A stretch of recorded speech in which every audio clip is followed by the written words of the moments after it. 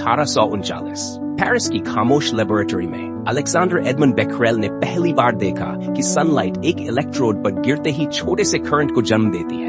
आंखों में चमक, दिल में क्यूरियोसिटी और नोटबुक्स में मेटिकुलस नोट्स। यही वह पल था जिसने फोटोवोल्टेइक इफेक्ट को जन्म दिया। एफिशिएंसी उस वक्त बस ऑब्जर्वेशन का प्रूफ, मगर पोटेंशियल अनंत।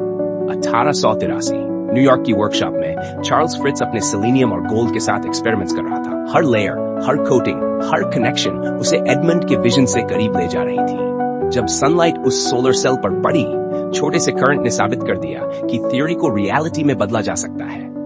एफिशिएंसी केवल 1%, लेकिन इसका फ्यूचर रेवोल्यूशनरी। एडमंड शांत और इंट्रोस्पेक्टिव, दिन रात फॉर्मूलाज और एक्सपेरिमेंट्स के बीच था।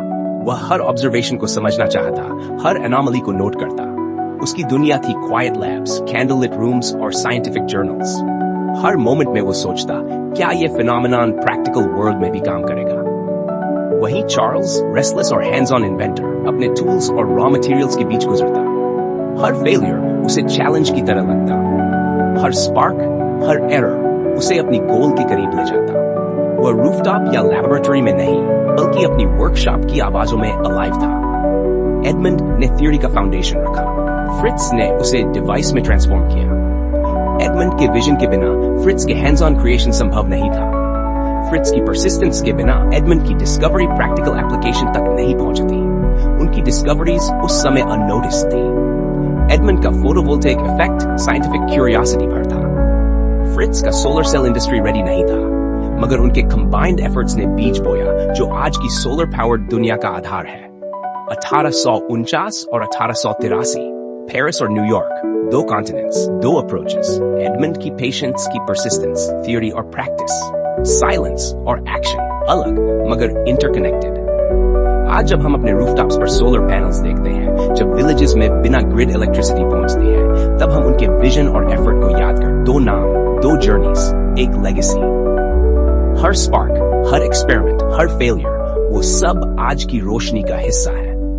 उनके स्ट्रगल्स, उनकी डिटर्मिनेशन और उनकी क्यूरियोसिटी ने साबित किया कि ज्ञान और क्रिएटिविटी केवल लैब्स और वर्कशॉप्स तक सीमित नहीं रहते। एडमंड और फ्रिट्ज ने हमें यह दिखाया कि थ्योरी और प्रैक्टिस के बीच पुल बनाना ही प्रोग्रेस की असली कहानी है। एडमंड ने साइंस की गहराइयों को देखा, फ्रिट्ज ने उसे हाथों से छुआ। दोनों अलग दुनिया के थे, लेकिन उनका विजन एक ही था, सनलाइट से रोशन एक भविष्य।